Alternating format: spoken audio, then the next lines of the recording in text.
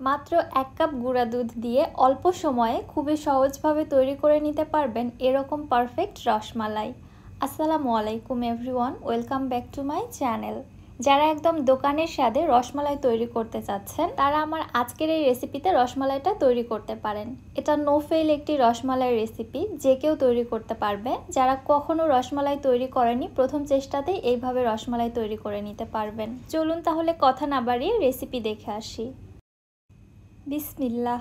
ফার্স্টে একটি মিক্সিং বলে নিচ্ছি 1 কাপ গুঁড়া দুধ, হাফ চামচ বেকিং পাউডার এবং 2 চা চামচ ঘি। এখানে অবশ্যই ঘিটাই ব্যবহার করতে হবে। আর আমি এখানে যে গুঁড়া দুধটা ব্যবহার করেছি এটা ফুল ফ্যাটযুক্ত গুঁড়া দুধ। লো ফ্যাটযুক্ত গুঁড়া দুধ দিয়ে কখনোই রসমালাই ভালো হবে না। অবশ্যই ফুল ক্রিমযুক্ত গুঁড়া দুধটা নেওয়ার চেষ্টা করবেন। একটু সময় নিয়ে ঘিটা গুঁড়া দুধের সঙ্গে খুব ভালোভাবে মিশিয়ে নিচ্ছি। সেই সাথে বেকিং পাউডারটা যেন গুঁড়া দুধের সব সাইডে সমানভাবে পৌঁছে যায়, এজন্য একটু সময় নিয়ে ভালোভাবে মিশিয়ে নিতে হবে। এছাড়া যদি গুঁড়া দুধ এক সাইডে থেকে যায় সেই ক্ষেত্রে কোনো মিষ্টিটা বেশি ফুলবে, আবার কোনো মিষ্টিটা ফুলবে না। এখানে আমি রুম টেম্পারেচারে থাকা একটি ডিম নিয়েছি। কাঁটা চামচের সাহায্যে ডিমটাকে খুব ভালোভাবে ফেটিয়ে নিলাম। এবার এখান থেকে অল্প অল্প ডিমের মিশ্রণ দিয়ে আমি একটি ডো তৈরি করে নিচ্ছি। পুরোটা ডিমের মিশ্রণ একবারে ঢেলে দিচ্ছি না, কারণ ডিমের সাইজের উপর ডিপেন্ড করে ডিমের মিশ্রণটা কম বেশি লাগতে পারে। আমি এখানে একদম মিডিয়াম সাইজের একটি ডিম ব্যবহার করেছি, পুরোটা মিশ্রণই লেগেছে, তবে অল্প অল্প করে অ্যাড করে দিয়েছি। মিশ্রণের পজিশনটা বুঝে পরবর্তীতে বাকিটা অ্যাড করে দিতে হবে। ডিম যদি বেশি ছোট হয়ে থাকে সেই ক্ষেত্রে এই ডোটা কিন্তু অনেকটাই শক্ত হয়ে থাকবে।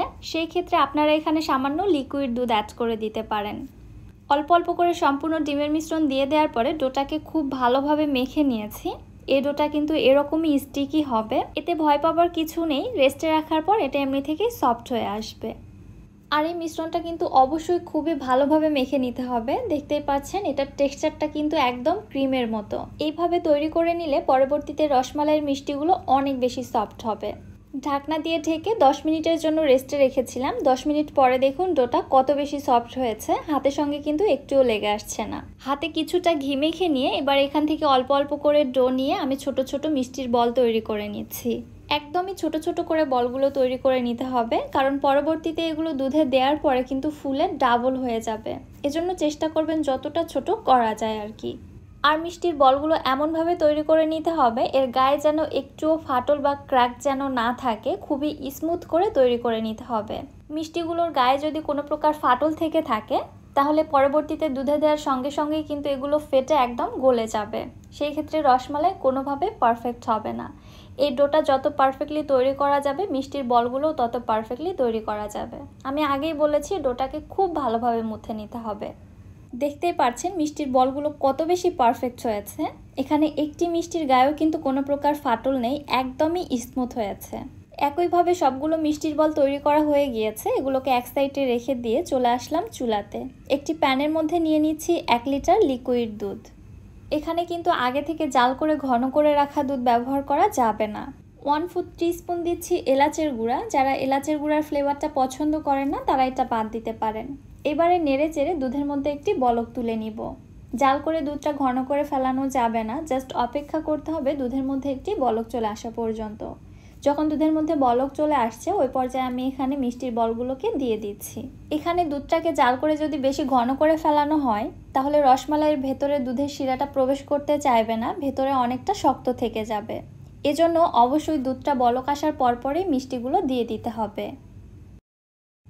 এইবারে আলতো হাতে হালকা করে একটু নেড়েচেড়ে দিচ্ছি। অনেক জোরে সোরে নাড়াচাড়া করা যাবে না, কারণ এই পর্যায়ে মিষ্টির বলগুলো অনেক বেশি সফট হয়ে গিয়েছে। একটি ঢাকনা দিয়ে ঢেকে দিয়ে জাল করে নিচ্ছি প্রায় 5 থেকে 7 মিনিট। 5-7 মিনিট পরে ঢাকনাটি উঠিয়ে নিলাম। দেখুন মিষ্টিগুলো ফুলে কতটা বড় হয়ে গিয়েছে। আমি যে পরিমাণে তৈরি করেছিলাম তার কিন্তু 3 ডাবল ফুলে গিয়েছে। হালকা করে একটু নেড়েচেড়ে দিচ্ছি, একদমই জোরে সোরে নাড়াচাড়া করা যাবে না। আবারও ঢাকনা দিয়ে ঢেকে 5 মিনিটের মতো জাল করে নিলাম। 5 মিনিট পরে আবারও ঢাকনাটি উঠিয়ে হালকা করে নেড়েচেড়ে দিচ্ছি। এইভাবেই জাল করতে থাকবো যতক্ষণ না পর্যন্ত রসমালাইগুলো পুরোপুরিভাবে সেদ্ধ হয়ে যাচ্ছে এবং রসমালাইয়ের মধ্যে দুধের শিরাটা ভালোভাবে ঢুকে যাচ্ছে। কিভাবে বুঝবেন রসমালাইগুলো সেদ্ধ হয়েছে কিনা? এই তো দেখতে পাচ্ছেন রসমালাইয়ের মিষ্টিগুলো কিন্তু আর একটিও ভেসে নেই, সবগুলো প্যানের তলায় পড়ে গিয়েছে। তার মানে মিষ্টিগুলো খুব ভালোভাবে সেদ্ধ হয়েছে এবং দুধের শিরাটা খুব ভালোভাবে সোক করে নিয়েছে। এবারে মিষ্টির জন্য এর মধ্যে দিয়ে দিচ্ছি 1/2 কাপ কনডেন্স মিল্ক। আপনারা চাইলে কনডেন্স মিল্কের পরিবর্তে এখানে চিনিটাও ব্যবহার করতে পারেন, তবে আমার কাছে মনে হয় কনডেন্স মিল্কটা দিলে টেস্টটা আরও বেশি বেড়ে যায়। আমি এখানে এক্সট্রা করে আর কোনো চিনি ব্যবহার করছি না, এই মিষ্টিটাই আমার কাছে একদম পারফেক্ট লেগেছে। আরও কিছুক্ষণ জাল করে নেওয়ার পরে দেখুন রসমালাইয়ের কালার পুরাই চেঞ্জ হয়ে গেছে, একদম দোকানের মতো একটা লুকস চলে আসছে। চুলা থেকে নামিয়ে সম্পূর্ণভাবে ঠান্ডা করে নিয়েছি। এখন দেখুন রসমালাইটা কত বেশি লোভনীয় হয়েছে, লাগছে না একদম বাহিরের কেনা দোকানের রসমালাইয়ের মতো? হ্যাঁ, আপনারাও আমার এই রেসিপিটি ফলো করলে এরকম একদম পারফেক্ট দোকানের মতো রসমালাই ঘরেই তৈরি করে নিতে পারবেন। আর সব থেকে মজার বিষয় হচ্ছে এই গুঁড়া দুধের রসমালাই তৈরি করতে কোনো প্রকার ঝামেলা নেই, খুবই অল্প সময়ের মধ্যে তৈরি করা যায়। আর এটা একদমই নো ফেল একটি রেসিপি। রসমালাইগুলো কতটা রসালো এবং নরম সফট হয়েছে সেটা একটু আপনাদের দেখিয়ে দিচ্ছি। দেখুন ভেতরে একদম রসের টইটম্বুর হয়ে গিয়েছে, সেই সাথে এটা কত বেশি সফট এবং নরম হয়েছে জাস্ট দেখুন। চামচ লাগানোর সঙ্গে সঙ্গেই কিন্তু কেটে যাচ্ছে, আমাকে এক্সট্রা করে কোনো চাপ প্রয়োগ করতে হচ্ছে না। আশা করছি রেসিপিটি আপনাদের কাছে ভালো লেগেছে। রেসিপি কেমন লাগলো অবশ্যই আমাকে কমেন্ট করে জানাবেন। ভিডিও ভালো লাগলে চ্যানেলটি সাবস্ক্রাইব করে দিবেন এবং যারা ফেসবুক পেজ থেকে দেখছেন পেজটিতে একটি ফলো দিয়ে দিবেন। সো আজকে আর বেশি কথা বাড়াচ্ছি না, আজকের মতো বিদায় নিচ্ছি। আল্লাহ হাফেজ।